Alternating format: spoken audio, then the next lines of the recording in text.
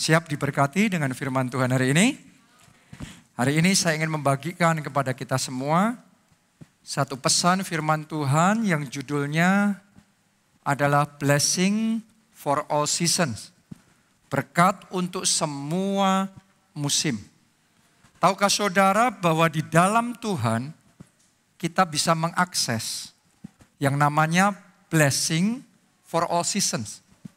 Ini adalah satu jenis berkat yang sangat spesial yang Tuhan sediakan.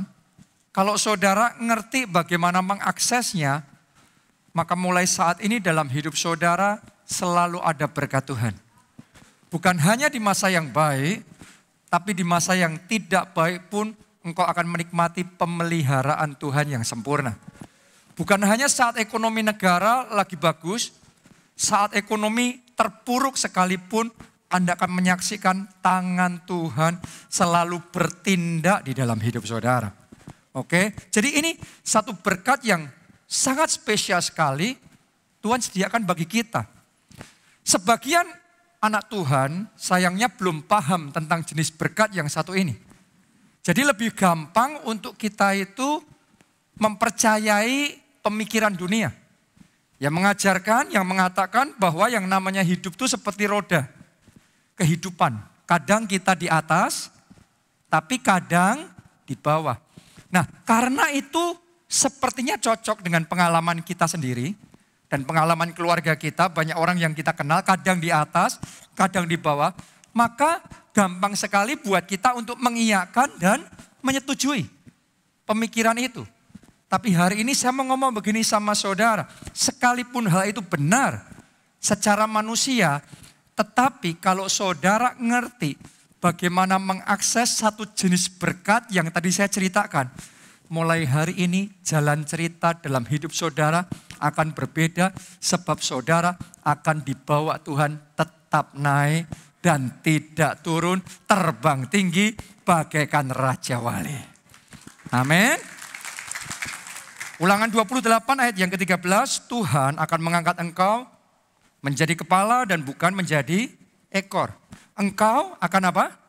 Tetap naik dan bukan turun. Jadi ini bukan sekedar perkataan saya, tapi ini firman Tuhan. Enggak semua orang ngalami, tapi kalau saudara ngerti bagaimana mengakses berkat Tuhan yang satu ini, maka dalam hidup saudara, engkau akan tetap naik dan tidak turun. Oke, bukan kadang naik, kadang turun. No. Tetap naik dan tidak turun. Ini yang dialami oleh Yusuf. Yusuf itu menikmati blessing for all seasons. Dalam masa baik, dalam masa enggak baik, dia tetap menikmati pemeliharaan Tuhan yang luar biasa. Dimanapun dia berada, dia diberkati Tuhan.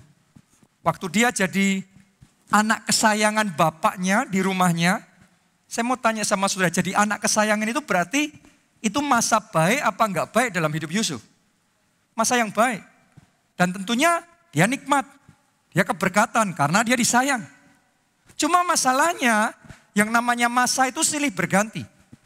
Kadang bisa masa baik, terus babak berikutnya bisa masa yang tidak baik. Gara-gara dia sangat dicintai oleh orang tuanya, akhirnya saudara-saudaranya iri sama dia. Karena saudaranya iri, akhirnya mereka melakukan yang jahat, buang Yusuf ke sumur, jual jadi budak di negeri asing. Saya mau tanya sama saudara, dari anak kesayangan jadi budak, itu masa baik apa masa enggak baik? Masa yang enggak baik. Jadi dalam kehidupan Yusuf pun, sekalipun ada rencana Tuhan yang besar dalam hidupnya, ngalami juga pergumulan. Ngalami juga tantangan. Tapi di dalam semuanya itu dia tidak ditinggalkan. Tuhan tetap menyertai dia. Tetap ada pembelaan Tuhan dalam hidupnya. Walaupun di masa yang enggak baik, walaupun jadi budak, tapi di rumah Potifar, dia diangkat jadi orang kepercayaan Potifar. Coba saudara renungkan itu. Jadi ini bicara tentang pemeliharaan Tuhan di semua musim dalam hidup kita. Kalau saat ini di antara saudara, ada yang sedang mengalami seperti Yusuf, di masa yang enggak baik, Anda sedang mengalami pergumulan dalam hidup saudara. Hari ini saya deklarasikan pembelaan Tuhan dinyatakan dalam hidup saudara. Pertolongan dari Tuhan dikerjakan dalam hidup saudara. Amin. Bahkan Yusuf ini ngalami lebih dari itu. Di titik terendah dalam hidupnya. Karena pada waktu itu dia difitnah sama istri Potifar. Sehingga dia jebloskan ke dalam penjara. Coba Anda renungkan. Pengharapan apa yang tinggal dari seorang budak. Sudah budak nih. Terus di penjara. Jadi boleh dikatakan sudah hopeless. Sudah nggak ada tersisa sedikit pun pengharapan. Tapi di penjara pun tetap ada favor dari Tuhan. Jadi Anda di titik terendah dalam hidup saudara. Saya mau katakan, jangan lupa anugerah Tuhan tetap tersedia dalam hidup saudara. Pagi itu Yusuf tetap di penjara jadi budak. Siangnya sesuatu terjadi. Sore malamnya Yusuf jadi Perdana Menteri atas seluruh Mesir. Akan ada orang-orang di tempat ini, tahun ini. Saya deklarasikan dalam hidup saudara. Akan terjadi lompatan besar, mujizat besar, kemenangan besar terjadi dalam hidup saudara. Jadi Yusuf menikmati blessing for all seasons. Dimanapun dia berada, dia menikmati pemeliharaan Tuhan. Setelah dia jadi penguasa, dia jadi Perdana Menteri, dia mengalami 7 tahun kelimpahan. Dan di dalam 7 tahun kelimpahan itu tentunya Yusuf juga sangat diberkati. Karena semua ladang-ladangnya menghasilkan luar biasa. Di seluruh Mesir terjadi kelimpahan besar. Kemudian lewat masa itu ganti 7 tahun kelaparan. Dan Alkitab mencatat 7 tahun kelaparan itu semua ladang di Mesir kering. Artinya gagal panen. Saya yakin termasuk ladangnya Yusuf. Yusuf juga ngalami gagal panen. Artinya pemasukannya, pendapatannya juga sempat terpangkas. Dan itu terjadi 7 tahun. Tapi yang luar biasa sekalipun dia harus melalui masa kelaparan itu. Dia harus melalui tantangan yang besar itu. 7 tahun kelaparan itu. Tuhan bekerja dengan cara yang ajaib. Singkat cerita, justru melalui 7 tahun kelaparan itu, Yusuf diberkati lebih besar daripada 7 tahun kelimpahan. Apa yang sedang terjadi di dunia saat ini, pandemi dan resesi ini, tidak akan menghancurkan hidup saudara.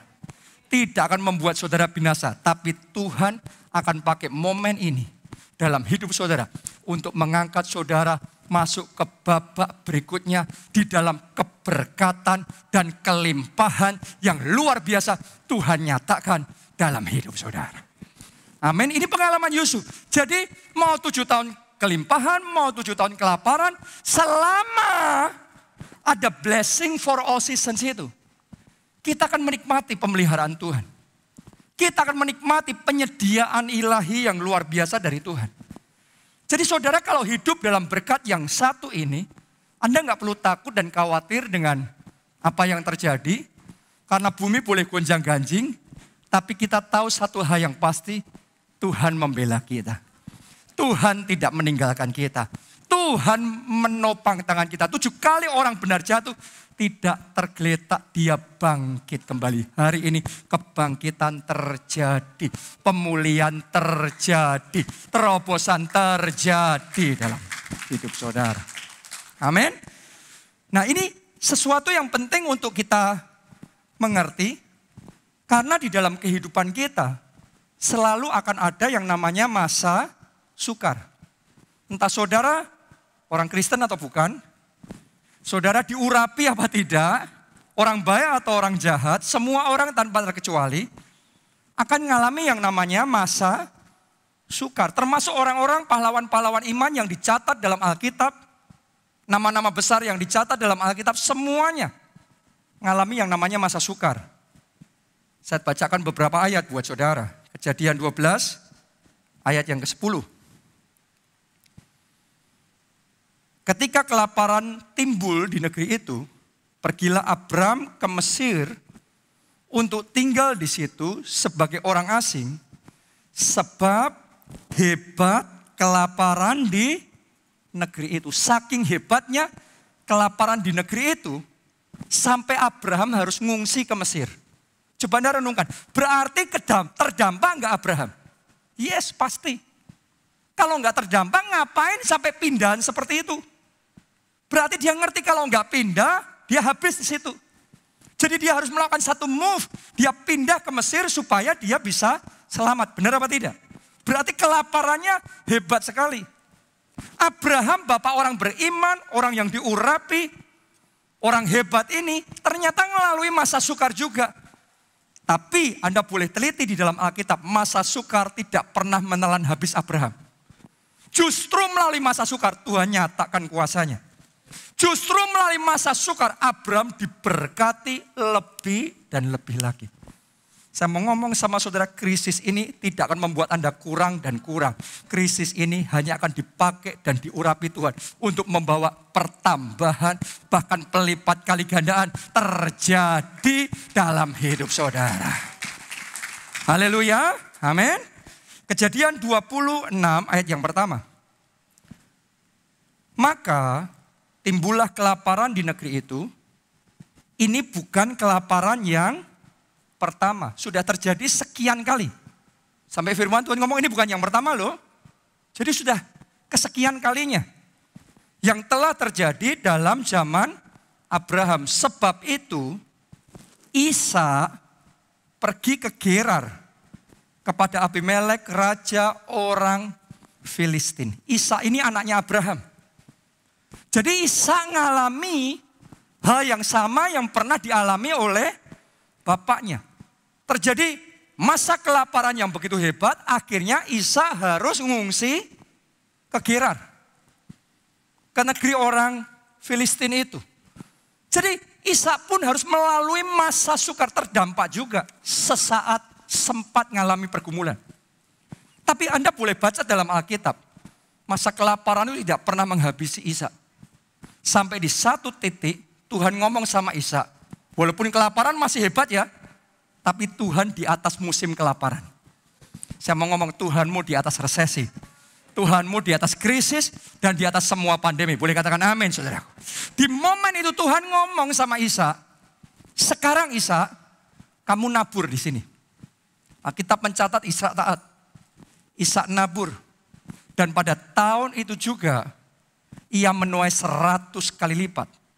Sebab ia diberkati Tuhan. Ia jadi kaya, kian lama kian kaya, dan ia menjadi sangat kaya.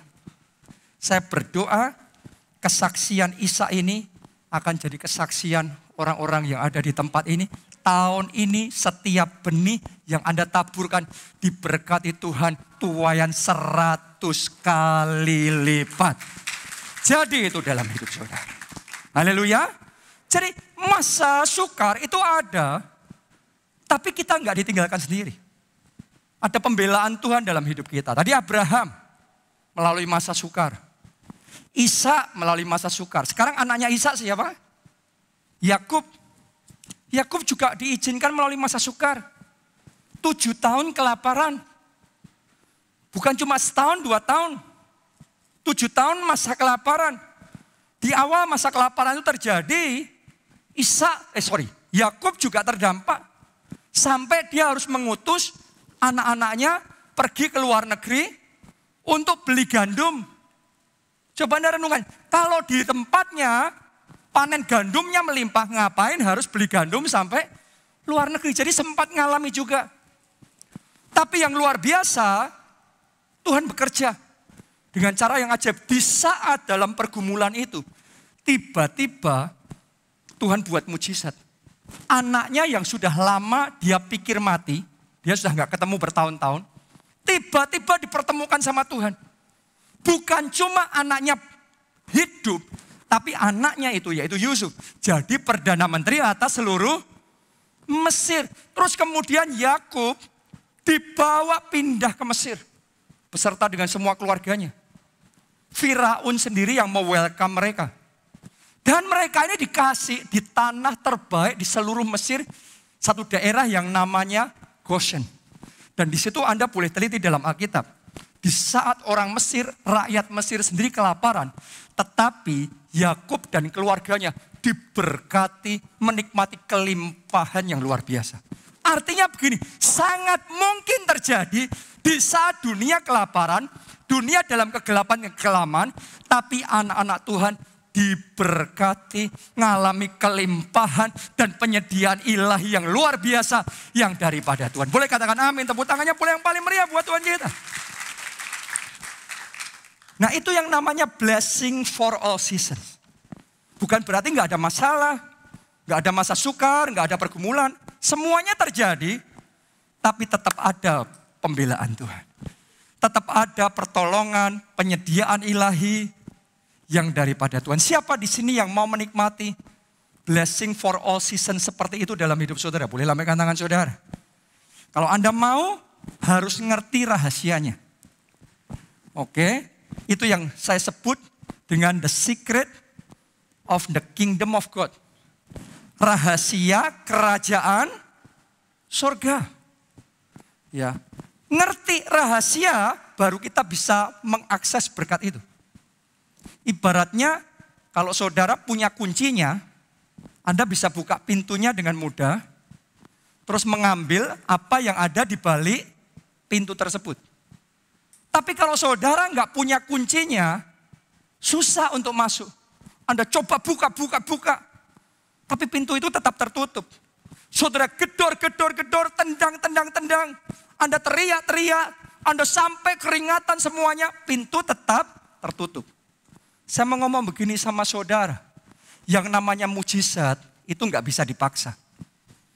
Oke, tapi kalau saudara tahu rahasianya, Anda punya kuncinya, pintu yang tertutup akan terbuka buat saudara. Dan berkat yang tadinya nggak pernah Anda dapatkan sekarang tersedia. Jadi harus ngerti rahasianya. Kalau saudara ngerti rahasia untuk blessing for all seasons, orang lain ngelihat saudara kok gampang sekali ya, kok enak sekali. Akan terjadi berkat itu akan mengalir begitu saja. Dan itu bukan karena saudara hebat. Sesederhana Anda punya rahasianya, Anda diberi Tuhan rahasianya, kuncinya dikasih sama saudara, dan Anda tinggal nikmati berkat itu. Tapi kalau saudara belum ngerti kuncinya, Anda kayak mau maksa. Tapi seolah-olah perjuangan kita tanpa hasil, seolah-olah sia-sia. Kalau Anda ngerti rahasianya, Anda akan mengalami kemenangan tanpa keringat. Haleluya, kelimpahan tanpa keringat. Yes, itu yang dilakukan oleh Tuhan Yesus buat Tuhan Yesus. Karena dia ngerti rahasianya, maka untuk melakukan mujizat, menyembuhkan yang sakit, ngusir setan, itu susah apa gampang? Buat Tuhan Yesus gampang banget. Alkitab mengatakan sepatah kata saja, orang sakit sembuh. Gak perlu sampai keringatan, wah tenaga dalam. Gak perlu. Cuma sepatah kata saja yang sakit sembuh. Sedangkan orang Farisi, ahli Taurat yang lainnya, waduh itu kayak membayangkan mujizat itu muluk-muluk sekali. Dan mereka susah sekali ngalami mujizat. Mungkin kebenaran saja sekali seumur hidup. Tapi karena Tuhan Yesus ngerti rahasianya, ia hidup dalam mujizat. Hari demi hari, mujizat otomatis jadi sendiri. Mulai hari ini akan ada orang-orang di tempat ini. Mujizat bukan pengalaman sekali seumur hidup, tapi mujizat jadi pengalaman sehari-hari. Anda mengalami kebanjiran mujizat dalam hidup saudara. Dan kita sudah membuktikan di gereja kita, kalau kita ngerti rahasianya, kita dapat kuncinya, itu otomatis jadi sendiri. Anda lihat Daniel. Daniel tadinya orang buangan. Pertama dikisahkan dia orang buangan. Tapi karena Daniel ngerti rahasianya, rahasia kerajaan surga, luar biasa sekali. Dari orang buangan, sekarang di negeri orang diangkat jadi pejabat tinggi. Bukan cuma pejabat tinggi saudaraku, waktu dia diangkat, orang-orang lain iri sama dia buat plot, rencana jahat untuk jatuhin Daniel. Akhirnya Daniel dibuang ke gua singa. Orang pikir celaka nih, mati nih, habis nih Daniel. Tapi selamat Daniel. Bukan cuma selamat, orang yang mau mencelakakan dia malah yang celaka. Akhirnya mereka yang mati. Orang mungkin ngomong, itu kebetulan. Anda tunggu dulu, jangan keburu-buru ngomong kebetulan. Karena seringkali kalau orang belum percaya dengar mujizat terjadi, itu kebetulan. Ya, setelah itu Daniel ini bisa kokoh sekali di dalam jabatannya, di dalam kerajaan itu. Padahal rajanya silih berganti, rajanya berguguran. Tapi Danielnya tetap kokoh. Harusnya kalau raja ganti, pejabatnya ganti juga. Tapi khusus Daniel bisa tetap kokoh. Jadi dalam hidup Daniel mengalami keajaiban lagi, keajaiban lagi, keajaiban lagi. Itu bukan kebetulan. Daniel tahu rahasianya. Dia punya kuncinya. Karena itu dia hidup dalam keajaiban. Jadi demikian pula dengan blessing for all seasons ini. Kalau saudara ngerti rahasianya, mulai hari ini pintu-pintu yang tertutup akan terbuka buat saudara. Dan mulai hari ini Anda akan bisa mengakses satu jenis berkat yang belum pernah engkau alami sebelumnya. Dan ketika engkau bisa masuk mengakses berkat yang satu itu, mulai hari ini engkau tidak akan lagi mengalami kekurangan. Hidupmu akan melihat kemurahan, kebaikan Tuhan, jawaban doa dari Tuhan akan terjadi dengan limpahnya. Jadi kesaksian demi kesaksian baru di dalam hidup saudara. Amin. Haleluya. Mesti ngerti rahasianya. Kita baca Matius 13 ayat 11. Jawab Yesus, kepadamu diberi apa?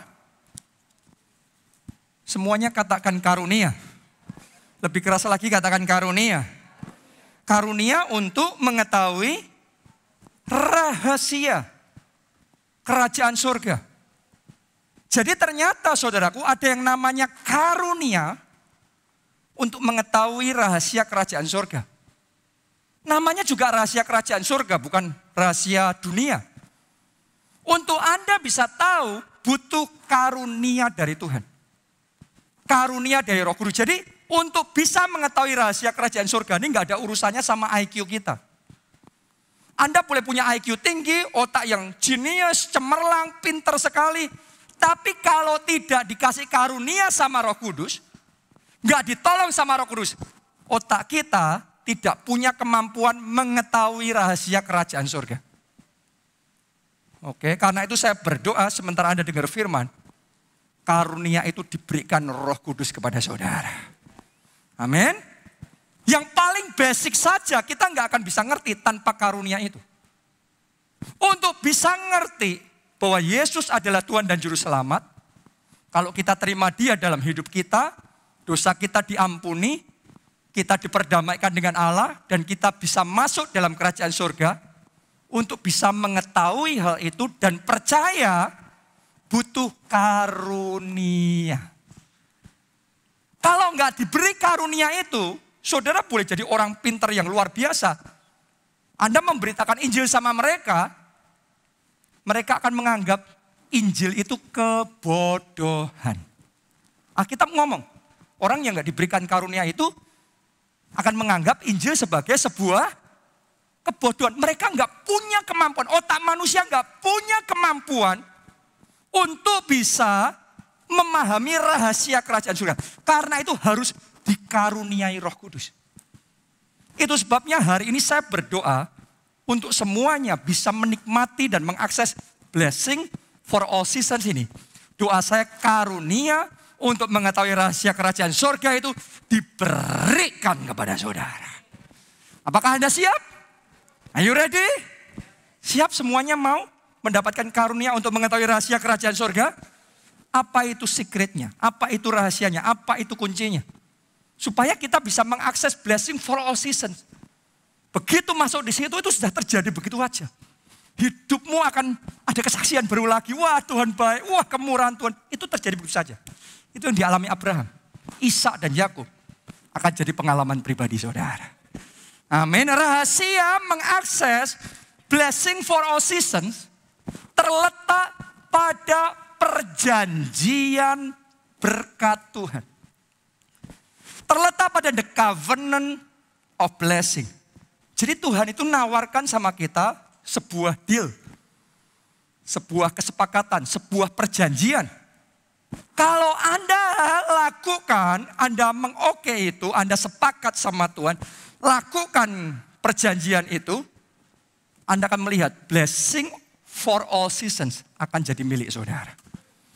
Amin. Kita baca dulu Ulangan 28 ayat 1 sampai ayat yang kedua.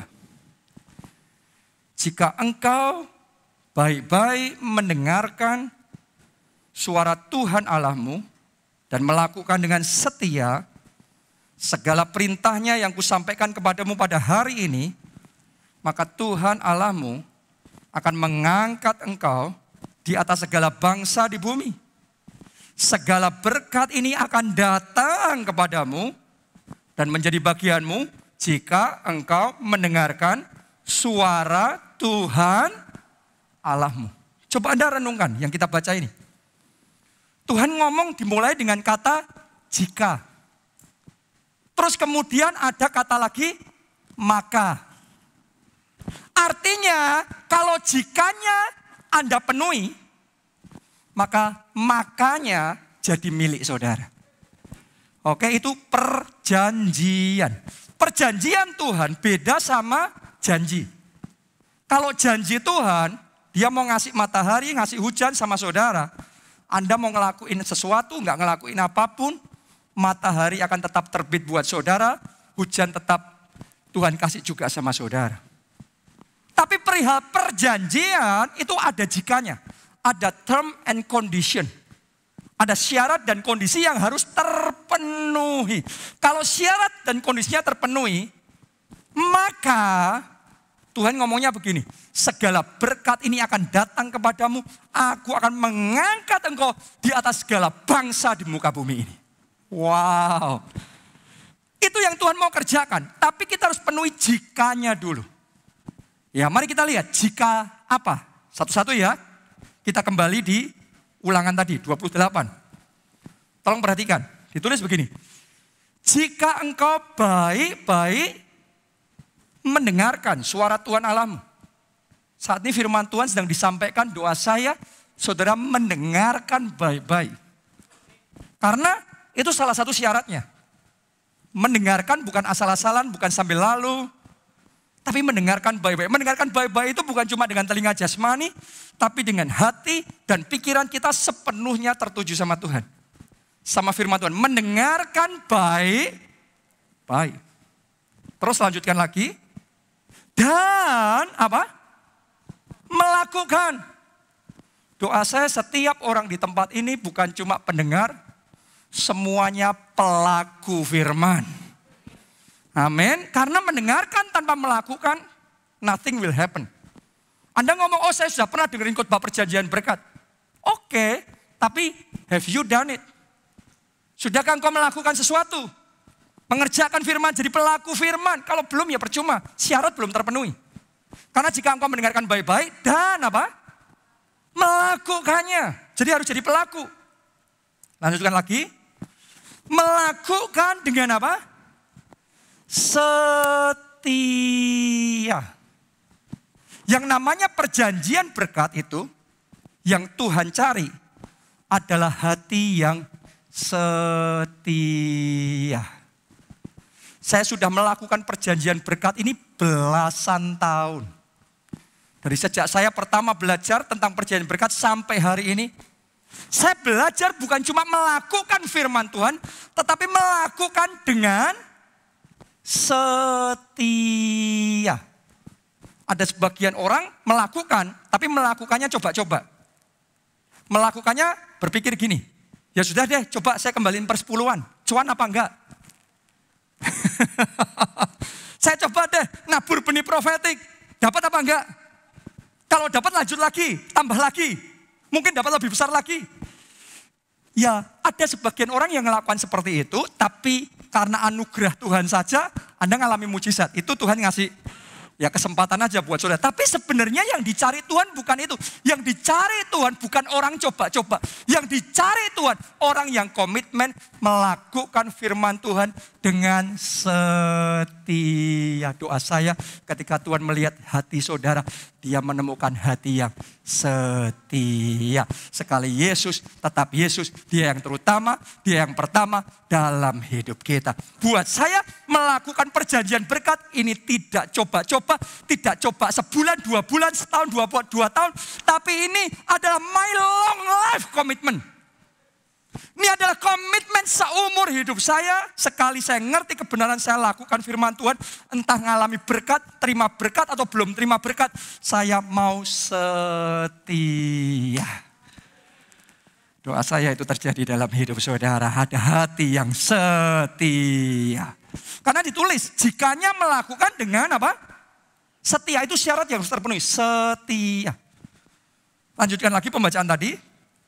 Jika engkau baik-baik mendengarkan suara Tuhan Allahmu dan melakukan dengan setia, kata berikutnya apa? Segala perintahnya yang kusampaikan kepadamu pada hari ini. Segala. Jadi syaratnya adalah segala. Bukan separuh. Bukan seperempat. No.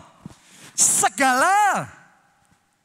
Yang kuperintahkan, kalau segalanya sudah terpenuhi, Anda bisa buktikan sendiri. Apakah Tuhan ingkar janji, ataukah dia Tuhan yang menggenapi janjinya dalam hidup saudara. Kenapa saya ngomong begini? Karena saya jujur ngomong sama saudara. Pertama saya belajar tentang perjanjian berkat ini. Saya belum tahu terlalu banyak, jadi saya hanya tahu beberapa hal. Saya lakukan ini, saya lakukan itu, saya lakukan ini, saya lakukan itu.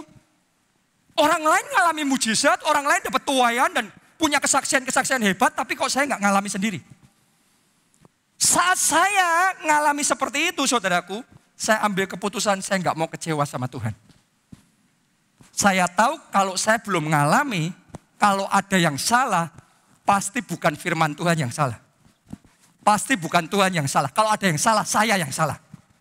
Jadi saya ambil keputusan. Untuk saya balik sama firman Tuhan, saya pelajari lagi. Saya gali lagi, saya doa dan saya tanya sama Roh Kudus yang mana yang belum saya lakukan. Karena syaratnya jika engkau mendengarkan baik-baik, melakukan dengan setia segala. Jangan-jangan aku melewatkan sesuatu. Tunjukkan yang mana Roh Kudus. Dan bulan demi bulan, tahun demi tahun dia tuntun, dia ajari saya, dia perbaiki 1, 2, 3. Dia luruskan jalan-jalan yang salah dalam hidup saya. Ketika saya sudah melakukan dengan setia segala yang diperintahkannya. Hari ini saya mau ngomong sama saudara. Saya memang belum sempurna, saya dalam perjalanan terus bertumbuh. Tapi saya harus jadi saksinya bahwa Tuhan yang kita sembah, Dia Allah yang menepati setiap janji-janjinya. Semua firman-Nya tidak berbohong. Firman Allah ya dan amin. Janjinya bisa dipercaya. Kalau kita lakukan bagian kita akan melihat bagaimana segala berkat ini datang kepadamu. Luar biasa. Saudara harus ngerti ya. Saudara harus ngerti, di masa pandemi ini, salah satu yang paling terdampak, paling parah, itu sebenarnya gereja. Bahkan gereja terdampak lebih parah daripada mayoritas bisnis. Oke, di masa sekarang ini banyak gereja mengalami kemunduran dan kemerosotan banyak sekali. Saya bicara sama teman-teman saya pendeta yang lain, mereka cerita sama saya bahwa sekarang ini banyak gereja mengalami kebangkrutan. Saya telepon sama teman-teman saya di Amerika. Mereka cerita di Amerika pun banyak gereja yang disita gedung-gedungnya, bangunan-bangunannya karena mereka tidak mampu membayar.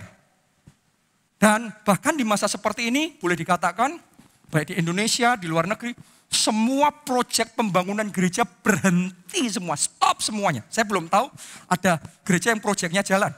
Semuanya stop, semuanya. Terdampaknya kencang sekali. Tapi saya mau ngomong begini sama saudara. Apa yang terjadi di gereja kita, itu kayak nggak masuk akal. Semua proyek gereja kita di semua kota, semuanya jalan dengan kecepatan yang luar biasa. Kayak kita nggak sedang dalam pandemi, kayak kita nggak sedang dalam resesi, kayak nggak ngefek apa-apa di tengah-tengah kita. Kenapa? Karena perjanjiannya setia. Bukan kuat, bukan gagah, bukan karena kita hebat. Buat kita cuma melakukan bagian kita. Biar Tuhan yang membuktikan dia lebih kuat dari resesi. Biar dia yang membuktikan dia lebih besar dari pandemi. Jadi kalau dunia selalu takut khawatir baca berita, kapan ini berakhir, kapan berakhir. Buat kita mau berakhir cepat, mau berakhir nanti, kita rileks. Kenapa? Kita tahu perlindungan Tuhan sempurna, pemeliharaannya dan penyediaannya luar biasa. Katakan amin. Tepuk tangannya yang meriah buat Tuhan kita. Sekarang saya belum bisa cerita leluasa sama saudara, tapi nanti akan ada waktunya saya cerita apa yang sedang Tuhan kerjakan. Dan itu benar-benar melampaui pikiran dan bayangan kita. Dan itu bukan cuma gereja kita yang ngalami, Anda banyak yang ngalami juga. Di masa pandemi ini, tadi masih ingat gak video kesaksian sebelum khotbah ini? Ada satu jemaat di sini juga, di Keluarga Allah Jakarta, yang bersaksi di awal pandemi sempat terdampak, gajinya dikurangi, dipotong. Dia kehilangan pekerjaan juga, mungkin kena PHK enggak tadi ya. Tapi luar biasanya, Tuhan ganti dengan pekerjaan yang baru. Jadi kalau saudara sedang mengalami masalah, mengalami tantangan, terdampak karena situasi ini, jangan putus asa. Sumber berkatmu bukan perusahaan di mana engkau kerja. Tuhan sumber berkat dalam hidup saudara. Amin, haleluya. Dia bisa berikan pekerjaan yang baru. Dia bisa berikan pekerjaan mujizat sama saudara. Bukan hanya itu. Orang tuanya bertamu di tempat keluarga, ada tanah dekatnya. Luas berapa tadi? 700 meter. Siapa di sini yang rumahnya 700 meter? Besar loh. Dan sudah ditawar. Sudah sepakat sepertinya. Yang luar biasa, ini dibatalin. Terus dikasih sama jemaat kita ini. Dari nilai itu cuma 1/4 saja. Coba renungkan. Saya perlu cerita begini. Saya nggak punya waktu ngomong sama saudara. Tapi saya perlu ngomong begini. Di masa pandemi ini. Banyak jemaat kita yang dapat tanah mujizat. Ada yang banyak yang dapat rumah mujizat. Dapat proyek-proyek mujizat. Berkat-berkat mujizat. Karena Allah kita melampaui resesi, pandemi, krisis. Dia lebih besar. Dan dia sumber berkat kita. Kalau Anda jadikan Tuhan sumber berkat saudara. Tuhan gak pernah kering. Anugerahnya selalu baru tiap pagi. Jadi orang lain stres. Orang lain depresi melalui masa ini, tapi Anda bisa melalui masa ini rileks. Kenapa? Ada pemeliharaan Tuhan yang sempurna dalam hidup saudara. Karena itu ambil komitmen untuk hidup di dalam perjanjian berkatnya Tuhan. Karena Tuhan ngomong, jika engkau baik-baik mendengarkan suara Tuhan Allahmu dan melakukan dengan setia segala yang diperintahkannya kepadamu, maka aku akan mengangkat engkau di atas segala bangsa di bumi. Dan segala berkat ini datang kepadamu. Wow. Dan tahukah saudara, yang paling penting, yang dasar yang paling pertama yang harus kita lakukan di dalam perjanjian berkat Tuhan itu. Komitmen dalam perjanjian berkat itu. Dimulai dari kita mengembalikan perpuluhan. Saudara harus tahu bahwa persepuluhan adalah the master key. Kunci masternya. Kunci utamanya untuk membuka akses pada blessing for all seasons. Pada perjanjian berkat Tuhan itu. Kita baca ya, Maleakhi 3 ayat yang ke-10. Bawalah seluruh persembahan persepuluhan itu ke dalam rumah perbendaharaan, supaya ada persediaan makanan di rumahku. Dan ujilah aku, firman Tuhan semesta alam, apakah aku tidak membukakan bagimu tingkap-tingkap langit dan mencurahkan berkat kepadamu sampai berkelimpahan. Boleh nggak lihat ke depan sini? Yang baru saja kita baca ini ayat firman atau bukan? Ayat firman ya, ini ayat dalam Alkitab kan? Dan yang ngomong Tuhan sendiri. Tapi boleh nggak saya minta saudara rasain di hati saudara. Waktu ayat ini dibacakan langsung keterima enak di hati. Atau kayak ada perlawanan di hati. Padahal ini firman loh. Makanya saya ngomong begini sama saudara. Tadi Alkitab sudah kasih tahu kita. Ada orang-orang yang memang dikasih karunia untuk mengerti rahasia kerajaan surga. Mereka lah orang yang bisa menerima. Bisa mengerti. Tanpa karunia itu, saudara boleh pintar, IQ saudara boleh tinggi. Anda tidak punya kemampuan untuk memahami rahasia kerajaan surga. Hanya oleh pertolongan Roh Kudus, kebenaran yang sederhana ini bisa masuk di hati kita. kita bisa ngerti. Ya mungkin sebagian ada yang ngomong, Pak, persepuluhan itu cuma di perjanjian lama. Jawaban saya sama saudara, di perjanjian baru pun Tuhan Yesus sendiri yang memberi perintah, menginstruksikan untuk kita mengembalikan persepuluhan. Kita baca ya, di Matius 23 ayat yang ke-23.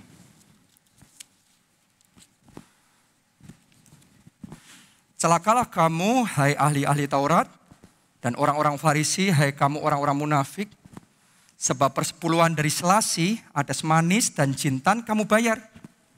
Tetapi yang terpenting dalam hukum Taurat, kamu abaikan, yaitu keadilan, belas kasihan, dan kesetiaan. Kalimat terakhir, mari baca bersama, 2, 3. Yang satu harus dilakukan, dan yang lain jangan diabaikan. Yang satu harus dilakukan ini yang mana? Yaitu keadilan, belas kasihan, dan kesetiaan terhadap hal ini. Tuhan ngomong harus dilakukan.